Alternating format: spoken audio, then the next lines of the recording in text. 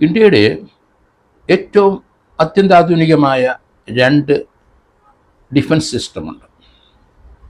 അതിലാണ് ഇന്ത്യയുടെ മുഴുവൻ പ്രവർത്തനം. ഇപ്പോൾ നമുക്ക് മറ്റായുധങ്ങളൊന്നും എടുക്കേണ്ട ആവശ്യമില്ല. S-400 പ്രവർത്തനം അത് ഒരു മിസൈലാണ്. ആ S-400 മിസൈലിൻ്റെ പ്രവർത്തനം ലോകത്തിലെ ചുരുക്കം ചില രാജ്യങ്ങൾക്കേ ഉള്ളൂ അതറിയാം, ആ ടെക്നോളജി ഉള്ളൂ. വേൾഡ്സ് മോസ്റ്റ് അഡ്വാൻസ്ഡ് ഒരു സിസ്റ്റം തന്നെയാണ്, എയർ ഡിഫൻസ് സിസ്റ്റമാണത്. ഇതിന് 3 പ്രധാന ഭാഗങ്ങളുണ്ട്. ഒന്നൊരു റഡാറുണ്ട്. ഈ S-400 മിസൈലിന് ഒരു റഡാർ സംവിധാനമുണ്ട്. 600 കിലോമീറ്റർ വരെയുള്ള എന്താണെന്ന് വെച്ചാൽ ടാർഗറ്റ് കാണാനുള്ള കണ്ണ് ഇതിനുണ്ട്.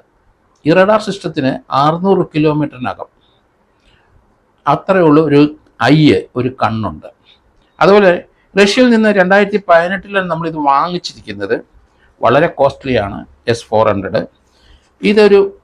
നമ്മളൊരു മിസൈൽ എവിടുന്നെങ്കിലും വിട്ടു കഴിഞ്ഞാൽ, അല്ലെങ്കിൽ ശത്രുരാജ്യം വിട്ടു കഴിഞ്ഞാൽ, ഈ മിസൈൽ ലോഞ്ചർ ഇവന് നമ്മൾ പവർഫുള്ളായ റഡാർ ഉള്ളതുകൊണ്ട് ഇത് അന്തരീക്ഷത്തിലേക്ക് വിട്ടു കഴിഞ്ഞാൽ നമുക്ക് അവരെ, എതിർകക്ഷിയുടെ ഏത് അന്തരീക്ഷത്തിൽ കൂടെ വരുന്ന ഉപകരണങ്ങളും തകർക്കാൻ പറ്റും. മിസൈൽ ലോഞ്ചറാണ്.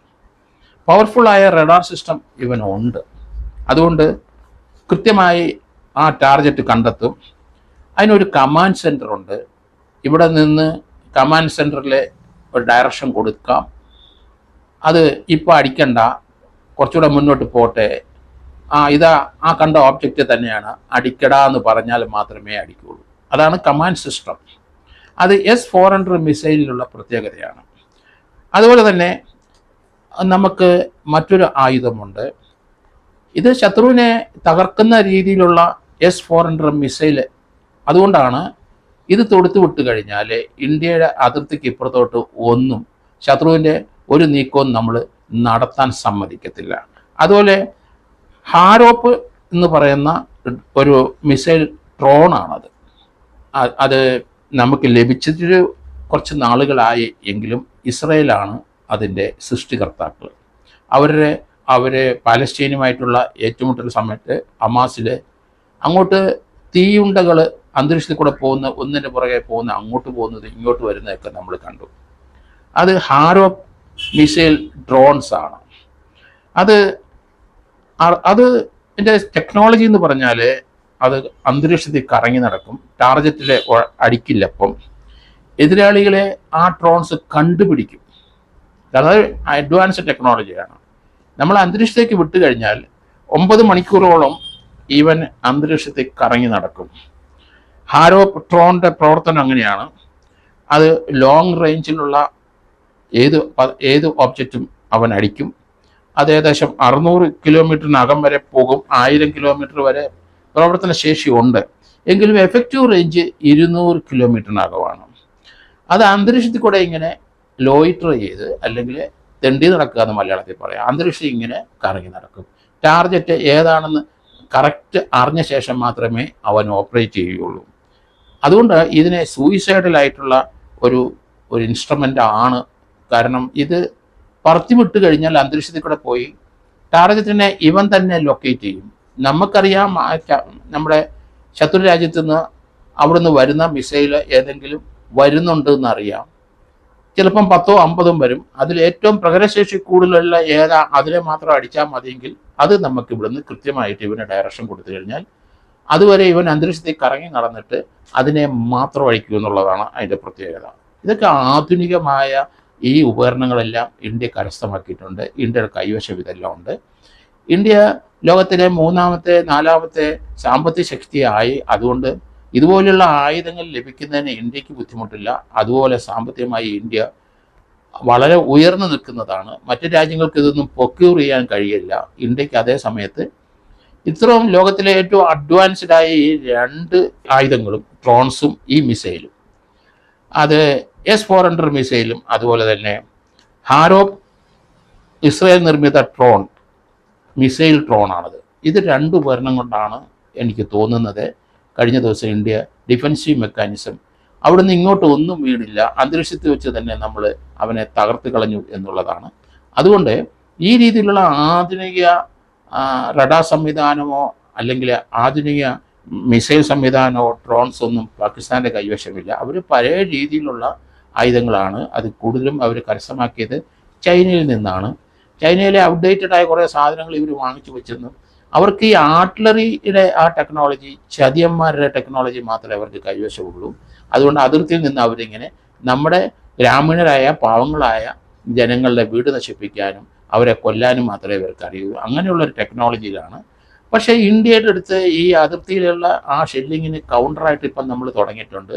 അവിടുത്തെ കറാച്ചി, റാവൽപിണ്ടി, അവരുടെ വൈറ്റലായ ഇൻസ്റ്റലേഷൻസ് എല്ലായിടത്തും നമുക്ക് ഏത് നിമിഷം വേണേലും അത് നമ്മുടെ അഡ്വാൻസ് ടെക്നോളജി ഉപയോഗിച്ച് നശിപ്പിക്കാനുള്ള കഴിവ് ഇന്ത്യക്കുണ്ട്. പക്ഷേ ഇന്ത്യ അത് ചെയ്തില്ല.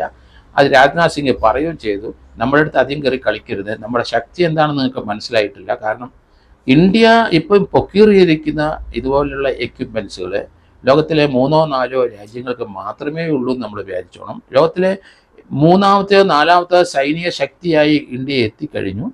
അതുതന്നെയല്ല, ഇന്ത്യയുടെ ടെക്നോളജിക്കലായിട്ട് അഡ്വാൻസ്മെൻറ്റ് വളരെ വലുതാണ്.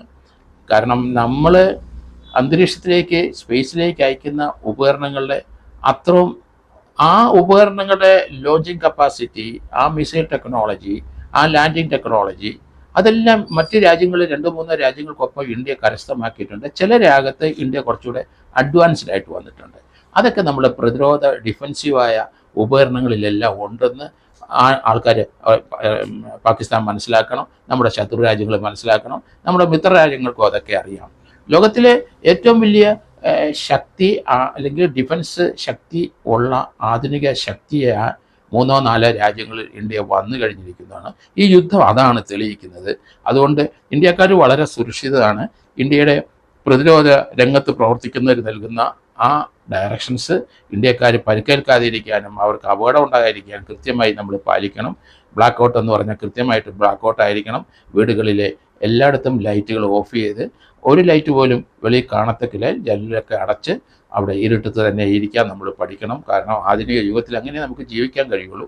ഇതേ ശീലങ്ങളെല്ലാം നമ്മുടെ അതിർത്തി ഗ്രാമങ്ങളിലുള്ളവരൊക്കെ അവിടുത്തെ ആൾക്കാരെല്ലാം പഠിച്ചിട്ടുണ്ട്. എങ്കിലും നോർത്ത് ഇന്ത്യയിലെ ഭാഗത്ത് ഡൽഹി ഉൾപ്പെടെയുള്ള പഞ്ചാബ്, ഹരിയാന, രാജസ്ഥാൻ, അതുപോലെ ജമ്മു കാശ്മീർ, ഇവിടെ ഗുജറാത്തിൻ്റെ കുറേ ഭാഗങ്ങൾ, ഇവിടെയുള്ളവർക്കൊക്കെ ആ ആധുനിക യുദ്ധത്തിൻ്റെ സമയത്ത് എന്ത് ചെയ്യണം, എങ്ങനെയാണ് അവർ കഴിയേണ്ടത്, വീട്ടിൽ എങ്ങനെ ഇരിക്കണം, മാറേണ്ട സമയത്ത് സിഗ്നൽ കിട്ടിക്കഴിഞ്ഞാൽ അവിടെ നിന്ന് മാറി സുരക്ഷിതത്വത്തിലേക്ക് പോകേണ്ടത് എങ്ങനെ, ഇങ്ങനെയുള്ള വിവരങ്ങളൊക്കെ നമ്മൾ ഇനി പഠിച്ചേ പറ്റുള്ളൂ. കാരണം ഇപ്പം തന്നെ നമ്മൾ കേരളത്തിലുള്ള 2-3 സ്ഥലങ്ങളിൽ നമ്മൾ ഒരു ബ്ലാക്ക് ഔട്ട് എന്ന് പറഞ്ഞിട്ട് 144 സ്ഥലങ്ങളിൽ നമ്മൾ ആ ബ്ലാക്ക് ഔട്ട് പ്രവർത്തിക്കാനും അല്ലെങ്കിൽ ആ സൈറൺ മുഴങ്ങുമ്പോൾ ഡിഫൻസീവ് സൈഡിലോട്ട് പോകാനും ഒക്കെ നമ്മൾ ഇപ്പം പഠിച്ചു തുടങ്ങിയിട്ടുണ്ട്. കാരണം അറ്റത്ത് സൗത്ത് ഇന്ത്യയിലെ അറ്റത്തുള്ള ഒരു രാജ്യമാണ് നമ്മൾ, ഒരു സംസ്ഥാനമാണ് നമ്മുടെ. എങ്കിലും ഈ പ്രതിരോധ കാര്യത്തിൽ നമ്മളും കുറച്ചുകൂടെ അഡ്വാൻസ്ഡ് ആയിട്ട് മലയാളികൾ പോകണം. കാരണം ഇത് അറേബ്യൻ സീയുടെ അടുത്ത് കിടക്കുന്ന ചെറിയ സംസ്ഥാനങ്ങളാണ്. അവിടെ പ്രതിരോധത്തിന് കാര്യമില്ല എന്ന് നമ്മൾ വിചാരിക്കരുത്. നമുക്കിവിടെ ഇമ്പോർട്ടൻ്റ് ആയ പല സ്ഥാപനങ്ങളും കേരളത്തിലുണ്ട്. ഇവിടെ നമുക്കറിയാം, വിഴിഞ്ഞം പോർട്ട് രാജ്യാന്തര പോർട്ടായി, അത് നമ്മൾ ശ്രദ്ധിക്കണം. അതുതന്നെയല്ല, ഇടുക്കി ജില്ലയിലും പത്തനംതിട്ട ജില്ലയിലും ഒക്കെ പല സ്ഥലങ്ങളിലും, കോഴിക്കോട് ജില്ലയിലും കണ്ണൂർ ജില്ലയിലും പല സ്ഥലങ്ങളിലും വലിയ വലിയ ഡാമുകൾ നമുക്കുണ്ട്. ഇവിടെ നമ്മുടെ ഇലക്ട്രിക്കൽ, നമ്മുടെ പ്രൊഡക്ഷൻ്റെ നല്ലൊരു 30% അടുത്ത് നമ്മുടെ വൈദ്യുതി ലഭിക്കുന്നത് ഇങ്ങനെ ഹൈഡ്രോ ഇലക്ട്രിക് പ്രോജക്റ്റ് മുഖേനയാണ്. അതുകൊണ്ട് വളരെയധികം ഇൻസ്റ്റലേഷൻസ് കേരളത്തിലുണ്ട്. നമ്മൾ ജാഗരൂകരായിരിക്കണം. സർക്കാർ പറയുന്നതും ഡിഫൻസ് പറയുന്നതും അതുപോലെ കേന്ദ്ര ഗവൺമെൻറ് പറയുന്നതും കേരള ഗവൺമെൻറ് പറയുന്നതൊക്കെ ഈ ഡിഫൻസീവ് മെക്കാനിസത്തിൽ പറയുന്ന കാര്യങ്ങൾ അതേപടി അനുസരിക്കാനുള്ള ഒരു മനസ്സുണ്ടായിരിക്കണം. അത് നിസ്സാരമായിട്ട് തള്ളരുത് എന്നാണ് ഞാൻ പറയുന്നത്.